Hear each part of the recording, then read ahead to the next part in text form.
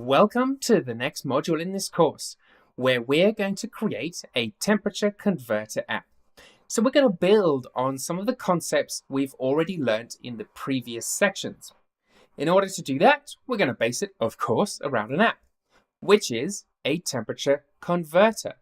What we're going to do is we're going to convert from degrees Celsius to degrees Fahrenheit. So if you put Celsius into this box, you hit this convert button, you will get an output in Fahrenheit. So this all looks pretty simple. Let's go. The first part, of course, we have to do is create the graphical interface of our temperature app. Now, I find it easier to create the graphics before I write any of my code. There are a few exceptions to that, but for the most part, I think that's a good idea because I'm a very visual person. I like to see what I'm making before I write any code behind it. So this is what we're going to do in this section. We're just going to create this very, very basic screen with an entry box, a button, and then a text box for our result to be printed out to. With that said, this is all pretty straightforward. So open up Xcode and let's start a brand new project. At the main title screen, let's create a new Xcode project by going File, New, Project. Now, as before, we want iOS and a single view app. Let's give this a name, Temp Converter. Let's leave the organization name as whatever you like, your identifier as your website if you have one. As Swift, we want the language, we don't want core data, and we're not bothered about the tests, so we'll just leave them and hit Next. Then, of course, let's create this somewhere in our file system. Right, so we're all sorted. We have our brand new project. The first thing I'll do is close some of these folders at the side so we don't get confused. And again, I'll draw your attention over to the left-hand side where we have our project folder and all the relevant files. Now this section, we're just going to create the graphical user interface. So that is located in our main.storyboard file.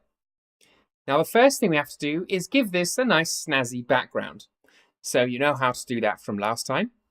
Click your view controller, click the view inside the view controller, and then just to make sure you have actually selected the view, on the right-hand side, click this identity inspector, and this class should have a light gray that says UI view, and that tells you you've got the main view. The other way to know that you've selected this view is to go to this sort of middle pane on the left, and underneath our view controller, we have view available, and that's the same way as selecting it. But this also gives us a nice blue overlay on the screen itself, so we know what we've selected. With that selected, let's click the attributes and let's change our background. Let's click Other and let's find that nice orange color that we had before. Now, I just want to point out something. It looks like I have an orange color here, doesn't it? In my little picker, but over here in my view, it looks kind of brown, and this is some strange bug I've just discovered. But if I run this inside of my simulator, the color of it is actually the orange that we expect. So I don't really know what that's all about. And normally if something like that happens, I'd look at the properties over here. I'd look at the alpha, perhaps the tint would have something to do with it, perhaps opaque. No, but there's nothing there. So don't worry if you don't get quite the right color. It will come out right on the simulator. Right, so we've picked out our lovely little color. Now what's left to do? We've got to put in our graphical elements. And our graphical elements consist of a text entry box. So over at the bottom right, we need some kind of element that's to do with text. So we can click Filter and type text. Now, if we just select these, it'll tell us what they do. Displays a rounded rectangle that contains editable text. And when a user taps it, a keyboard appears. That's perfect. That's exactly what we want. So let's click and drag one of those over to our view. And there, the background's changed color. to the correct color now. Strange. Anyway, now that we have this, we can sort of loosely place it somewhere on our screen. We can select these handles at the side. We can drag it out a bit if we want and kind of center it. Now, I'm not going to position it using these controls at the bottom yet because I want to drag on my other elements. So let's get those on before we decide on positioning. Let's get a button. And then this button, I think, should be colored white. And remember, if you can't get this up at the top, click the Attributes button, Attributes Inspector. Then we need to change the button text to convert to Fahrenheit. And it gets a bit squashed, so we can click it once and just drag that out and correct my spellings. Convert to Fahrenheit. And I'm going to kind of center that somewhere. And I'm also going to increase that font size. So over in our little properties section, we can click the T and we can increase the font size there. Or we can increase it just right over on the right-hand side. There we go, a fairly large button. You always have to remember that this is going to be quite a small screen relative to someone's hand. So your button needs to be relatively large. Now your button tap area is everything inside of that rectangle. It's not just the text area. Okay, so we've got that. Then we need a box to display our result. Now this first box, we can enter text, but our result, we don't actually want to enter any text. We just want to display some. So we don't want the user to be able to edit it. Let's see what options we have for text over at the bottom right object. Display. We could have a text view. What else have we got? If we just delete text, we can actually scroll through everything. So we have a whole bunch of stuff related to view controllers. We have this thing called a label, which is a read-only text view. That sounds perfect. So let's drag that over to the middle. Let's change its color. So I should move this down. And our color is right at the top. Let's use white. And we can increase that font size as well. And then drag it out. But you'll notice it doesn't line up because it aligns by default over on the left-hand side. So in order to change that, we can change alignment. In our little attributes inspector, this button will do it for us. Okay, now I think we're going to have my convert button move down to the center. That's pretty good. Going to have this label here somewhere, and this entry box about here. That looks good, doesn't sound good, doesn't make any noise. So all of this is centered around the button. So it makes logical sense to click the button and to position this both horizontally and vertically in the center of the container. Now we can position everything else based on that button's position. So we can press Control and hold it down, click Convert, and hold it up to the text field. And when you release the mouse button, and then you can release Control 2, you'll notice we have all of these options. Horizontal, vertical spacing, top, we can align the tops of them, we can center them vertically. There's a whole bunch of things we can do.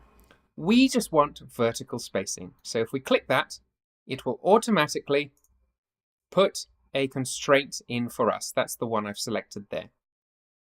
Now, if I click that constraint, you'll notice over in the right, we can actually change the value of it. So I can hoik that up a bit to maybe 25, and you see it shifts up. Now let's control click from the convert button to the label, and let's have some vertical spacing there too. That looks pretty good. Now, this convert button I think needs to be larger. So let's crank up that font size. And notice how everything moves out of the way to accommodate those constraints that we placed on it before. Let's click our label. Let's change it to answer in Celsius. And then let's change the size of it a little bit. Let's make sure it is completely centered. Okay, that looks just about right. Now, let's select our answer in Celsius label. Let's select a constraint, and let's give it a fixed width, because we don't really want this width to change. Okay, let's also give it a fixed height.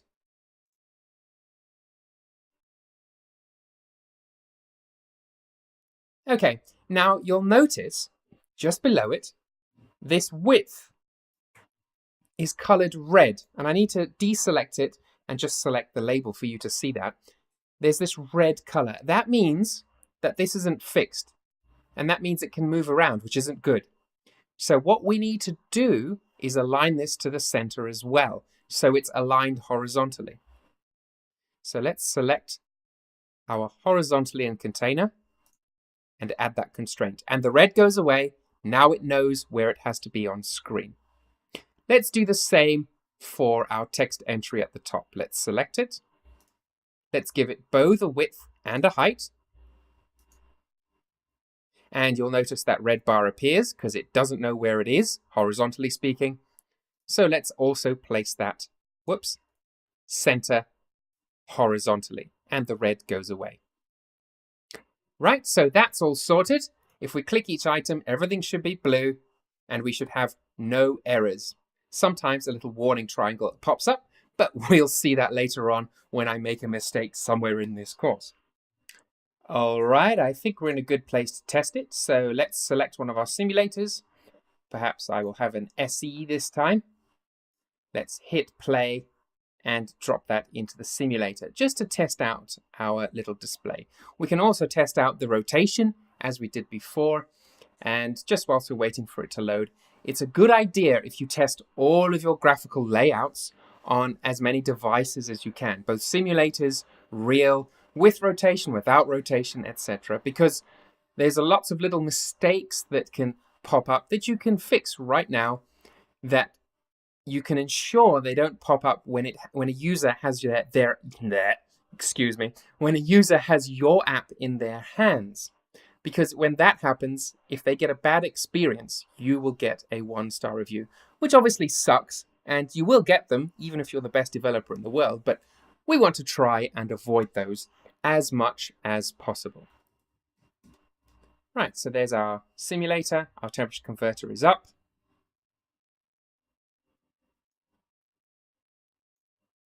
And just give it a second to load, and doesn't that look quite nice? I actually really like that. Now if we hit the button, nothing happens. That's expected. The text at the bottom, we can't click it, but we can actually click this box. And when that happens, our keyboard pops up. Now, we want a number out of this, so we want to restrict our user to numbers. Let's do that. Back in Xcode, stop it running. Click the text entry box. And then over in the right, if we scroll down, we have this section called Text Input Traits. What kind of text are we putting in? So let's have a content type. Let's click it. And look at all these things we can have. This is the fantastic thing about iOS. We can say it's a name, a given name, so it'll capitalize stuff for us. Loads and loads and loads of different things. And if we keep scrolling down, let's see if we have something like a number. It appears not, which is a shame. So let's keep going down this list until we get to keyboard type. That looks good. Aha, we can have numbers and punctuation. We can have a number pad. That sounds like what we need. So with that selected, let's run this app again. And now we should get up what should be familiar to you whenever you've clicked some kind of input on your iOS device. You will get a number pad instead of a keyboard. So let's click it. And there we go. We've got our number pad. So we can enter some text if we want. If I hold down one of these buttons, nothing happens, which is good because we only want numbers. Of course, we've limited our user because we're not letting them put in a decimal point, but that's fine, I think, for this app because I don't think anyone ever wants it that accurate. I could be wrong, of course. Anyway, we have now designed the main screen of our app. It's time to move on and write some code. We now have the main screen of our app sorted out for converting from Celsius to Fahrenheit, but the button doesn't actually do anything yet.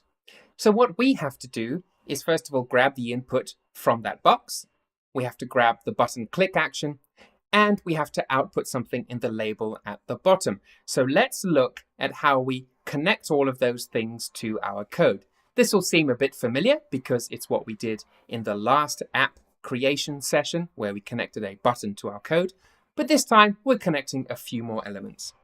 It's pretty simple, so let's get on and see how it's done. Now, if you recall, when we have a storyboard, it is connected automatically to whatever is specified here in its class. So in this case, it is the view controller. And if we click that view controller.swift over on the left, then we're presented with that class. View did load and did receive memory warning. Other standard functions that are in there by default.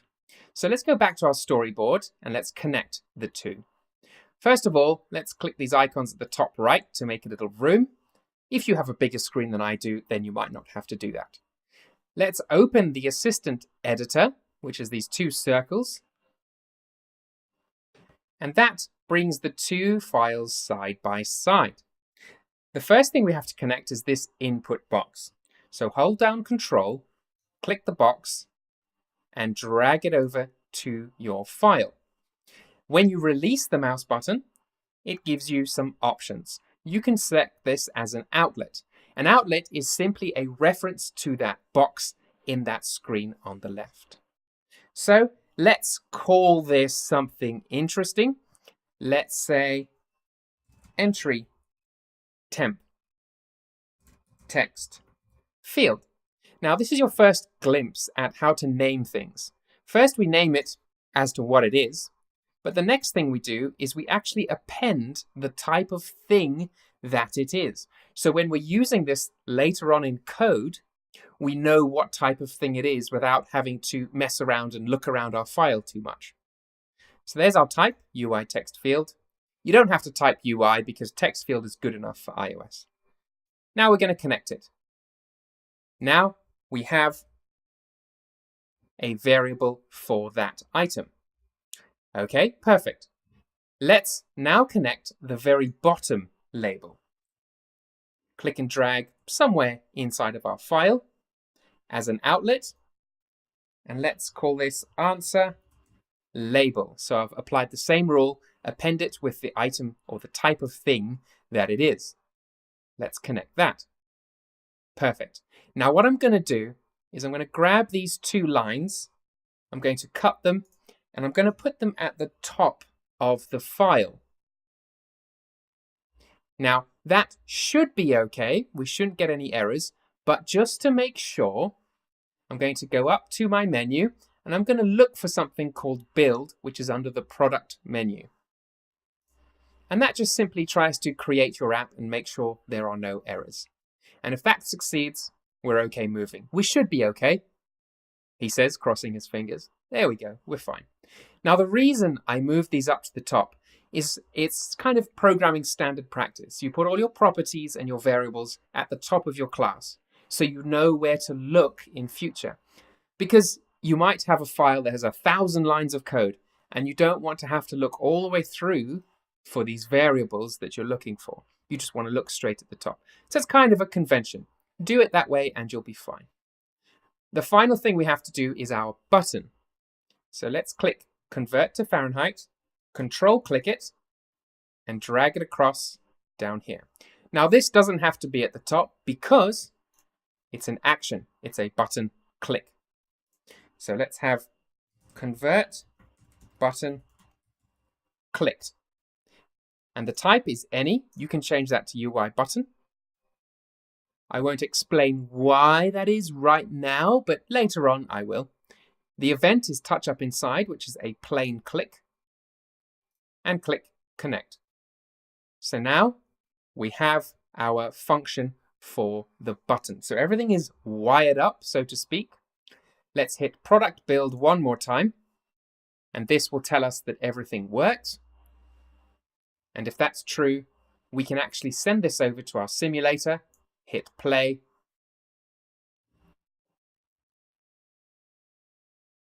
and if that shows up nicely, then we are okay to proceed. Excellent. So our little entry box still works. Everything is all good. Right, we're ready to move on to writing what we call the logic of our app.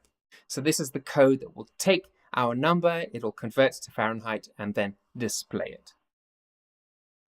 Now we're going to write the main Swift code for our temperature converter app, i.e. the code that sits behind here and does all the magic for us. So open up your project and follow along.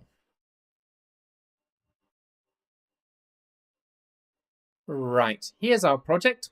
Let's reorganize it. Let's switch off this assistant editor that we had left over. And let's reinitialize our sidebars and move this back into the center. There we go, everything is fine. Now, we're coding, so let's open up our viewController.swift. And remember, we have an entry temp text field, an answer label, and a convert button clicked. So what's the first thing we have to do? Well, we actually have to check that we can get some text from that entry field, because it could be empty. So the first thing we do is we say if let result is equal to our entry temp text field dot text, and then open and close curly braces. Now, why have I done this? Why have I put if let? Why didn't I just have this?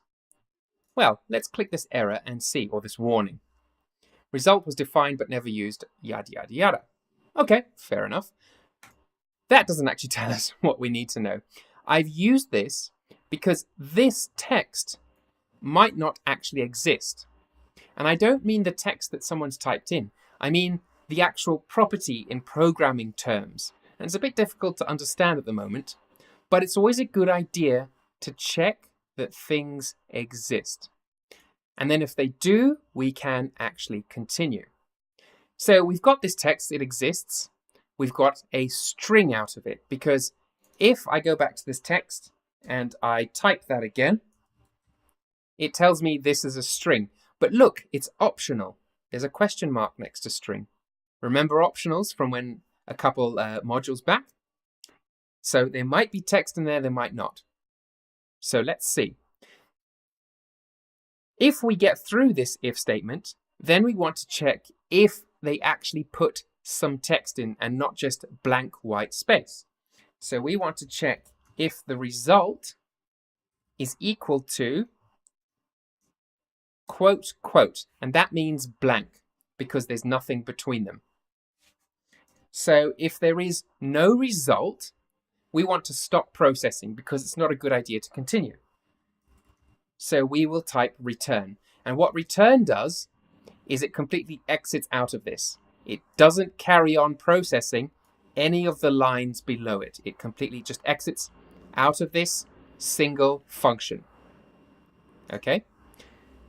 But if we do have some, then that return won't get processed. So we can say else, and we can do something with it. Now, the first thing we have to do is convert that number, because at the moment it's a string and not a number. And even though the keypad pops up and that's a number, our actual code doesn't know that that's a number. It still thinks of it as a string. So let's correct that. Let's say if let num is equal to, and what we're going to say is double, open brackets, result. Now, what have I done here? Well, I've taken the result And I've said if you can create a double from it, that's why it's in between these two brackets, then put that into this variable called number. Open and close our curly braces. Now, I did say before you want to avoid converting as much as possible, but in this case, it's something that you actually have to do. Okay, so once we've got that, we've got our number.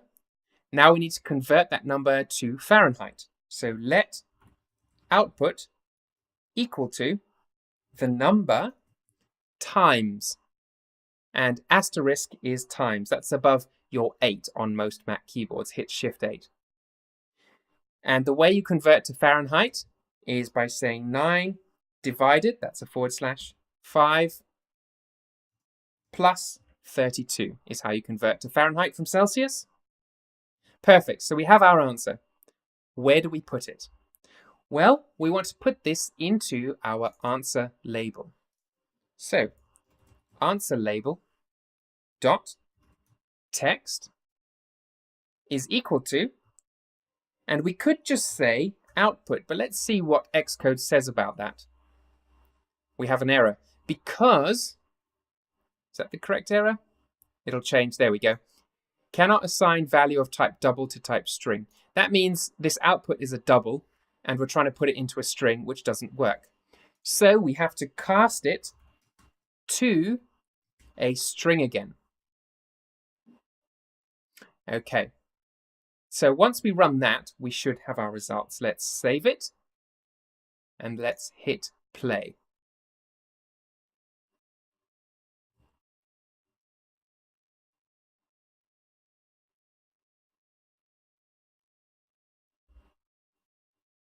Here we go. Come on. First, let's check if we hit the button if it's empty. Nothing happens. Let's click the box and let's put, what temperature is it where I am? About 30 degrees Celsius. Let's hit convert to F.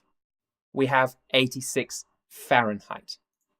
But we have a problem. The keyboard is in our way. We're not going to cover how to move the keyboard out the way just yet. That comes in a much later module. But for now, we can go to our storyboard. And what we can do is we can shift everything up. So let's click our Convert to Fahrenheit button.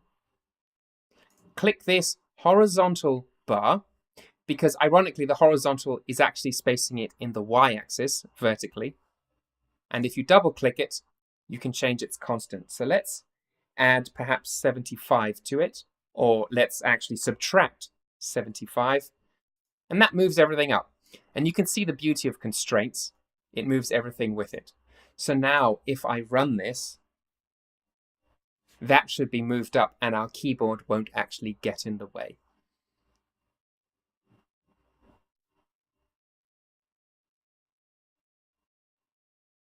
So now we can click it, 30 degrees, convert, 86, perfect.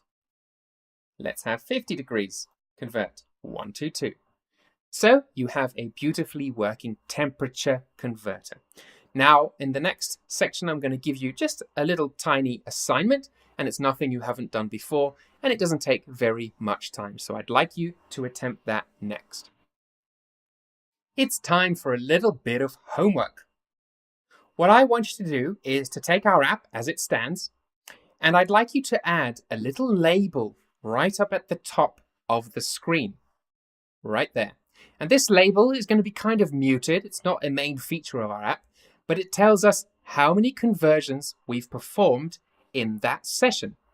Now, this may seem a little bit ridiculous, but it has a very good purpose. When it comes to making apps and you're sending data back and forth, putting stuff in the database and whatnot, adding things and counting the number of times you've performed certain operations is actually quite good for debugging your app and nailing down the areas that are hogging all of the processor power. So this homework actually has a very good reason.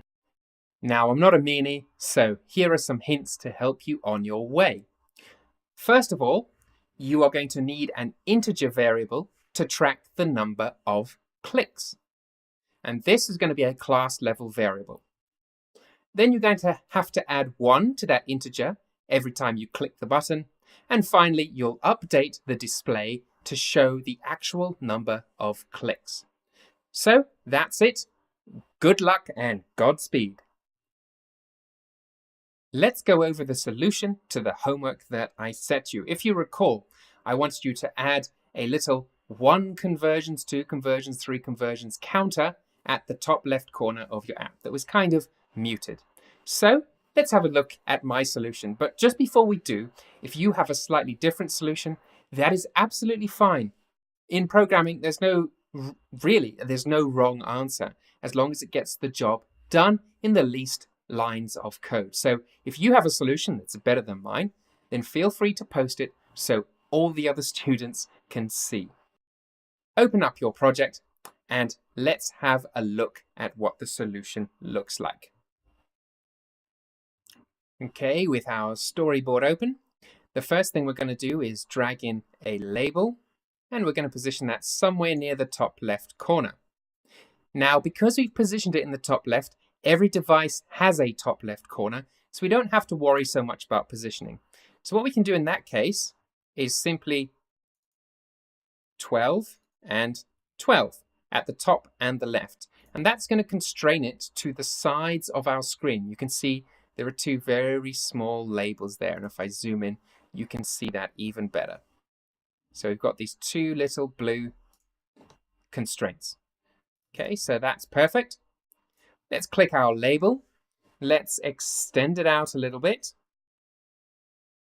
Let's give it a fixed length or width. Add the constraint. Now, just one point to note.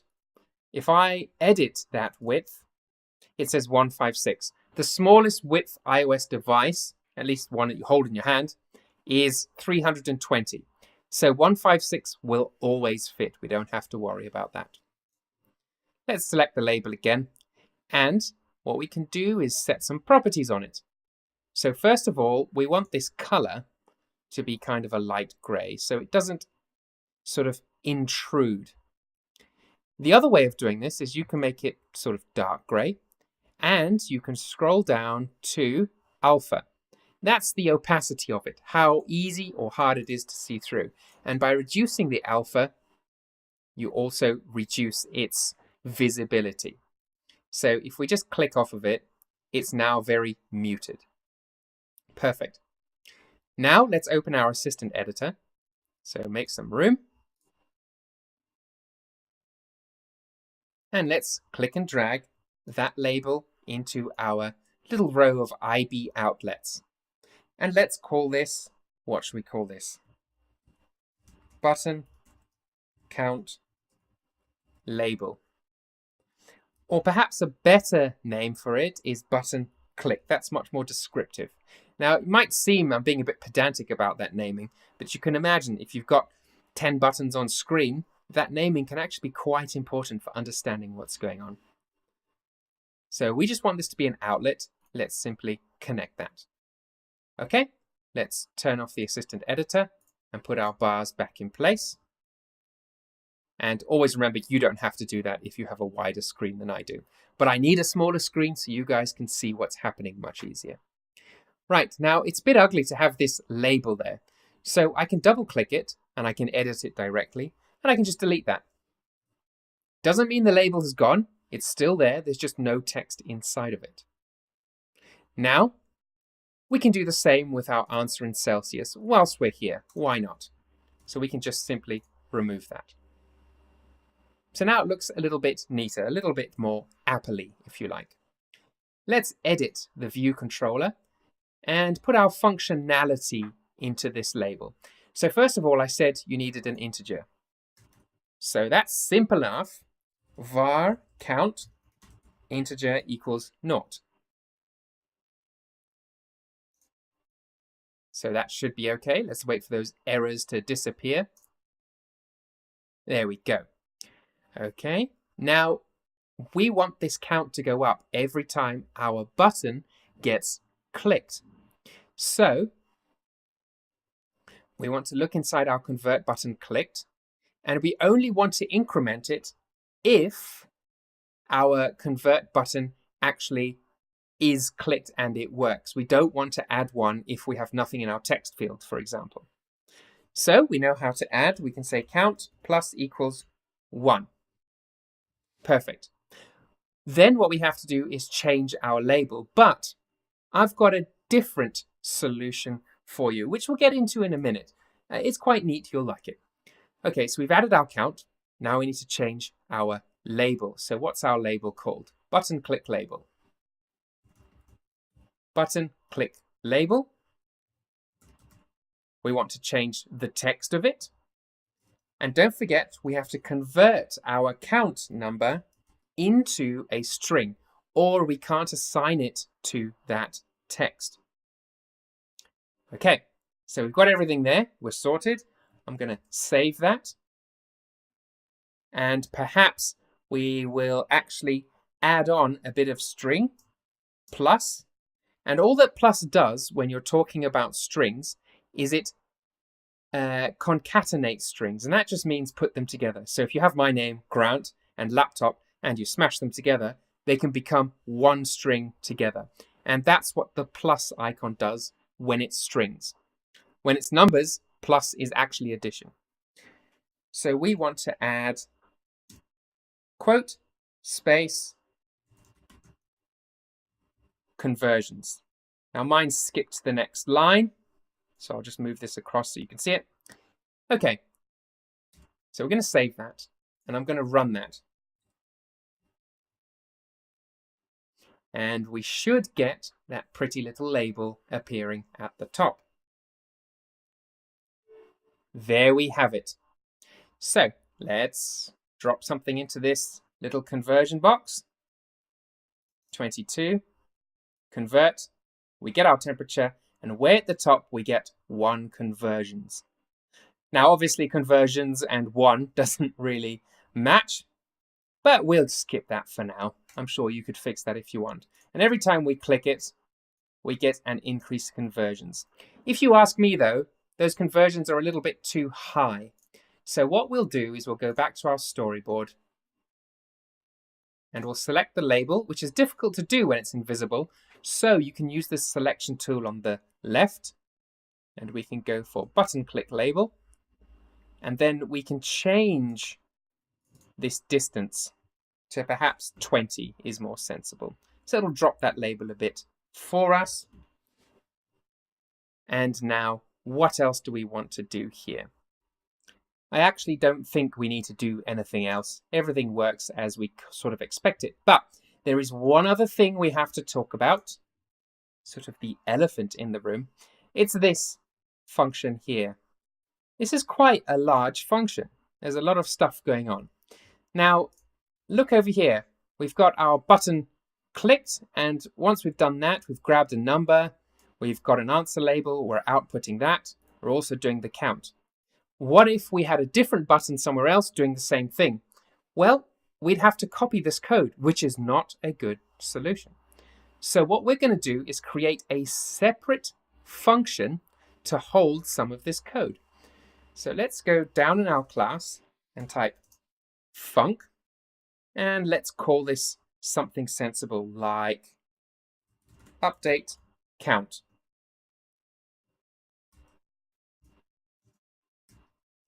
And it's just a plain function, it takes no arguments. And what we're going to do is we're going to grab all of this stuff for our updating of the count label. We're going to cut it and paste it straight into here. Perfect. Now we are also going to have another function for calculate and display answer. Or actually, we're going to have calculate answer. And this is going to take in a double as a number, or rather, we're going to have number double. Okay, so what we have to do is grab this, cut it, drop it in. And I've just made a little error there. Let's get our colon in. So let output equals number, and we've converted it to Celsius. There we go, that's working now. Okay, now what we want to do is return the answer. So we're going to put this in, and this should be familiar from when I taught you about functions in the basic Swift 4 section of this course. We are going to return a double. So underneath here, we will return the output. Perfect. Now, up here inside of our convert button clicked, we'll say let answer equal to calc answer, and we are going to pass over that number. So this num corresponds to this, and this num is simply the name of the variable that we have in this function. Okay. Now we can set the answer label .text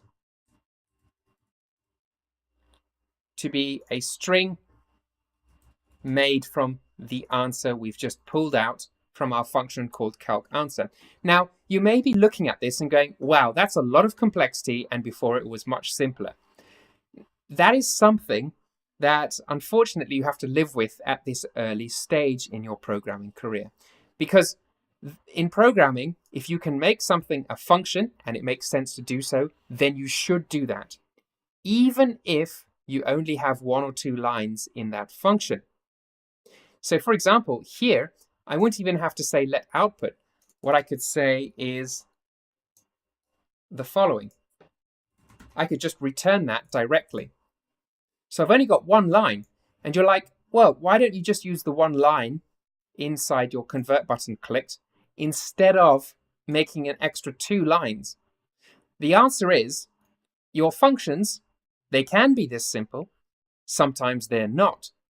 And also, if I have a different button, but I want to calculate Fahrenheit from it, I have the code available for me right here. And whilst that might not seem important now, later on, if you come to edit your app because you realize there's a bug or an error, you only have to change this code in 1 place. You don't have to go to all your convert buttons and change it there. So that's a very important thing to note. Okay, the last thing we have to do is just hit play, and let's check that this whole thing works. I'm pretty sure that it will. You can't see me crossing my fingers. Come on, there we go. Right, let's test it out. 55. Oh, where is our conversion label? Well, I'll tell you what I've forgotten to do, and it's something everyone forgets to do, and that is I actually forgot to call update count inside of my convert button clicked. So let's fix that. Let's have update count.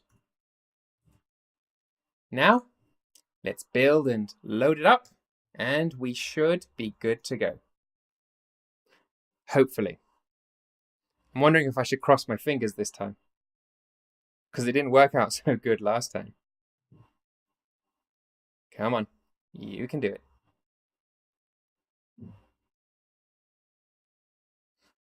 Here we go. It is the moment of truth coming up. 55, convert. There we go. It works. And our label has been dropped quite nicely downwards. Perfect. Right, so you now have a working app, and you've seen how we split things into functions, even if it's only 1 or 2 lines and doesn't make sense right now. It will make sense later on, the more complicated your apps get. Well done, guys. You have finished this module. You've made your very own temperature converter app. And it wasn't that hard, I'm guessing. You made a brilliant little temperature converter, just like the one you see on the screen. You learned how to take text input and even restrict that to only numbers with the keypad. You learned how to create a button and wire that up to your main code so you could convert the temperature. And finally, you learned how to convert that string into a double, which meant you could then do maths on it, and you could output that double back into a string and display it on screen. And then finally, your homework was to load up a label that told you how many conversions you had made. And along the way, we learned a little bit more about how to organize our programs in terms of creating functions and when we should or shouldn't do that. You also learned how to check that the text part of these inputs actually existed so we don't get some kind of horrible crash when we run these apps later on. So, once again, good job, well done. And as usual, here are the fireworks.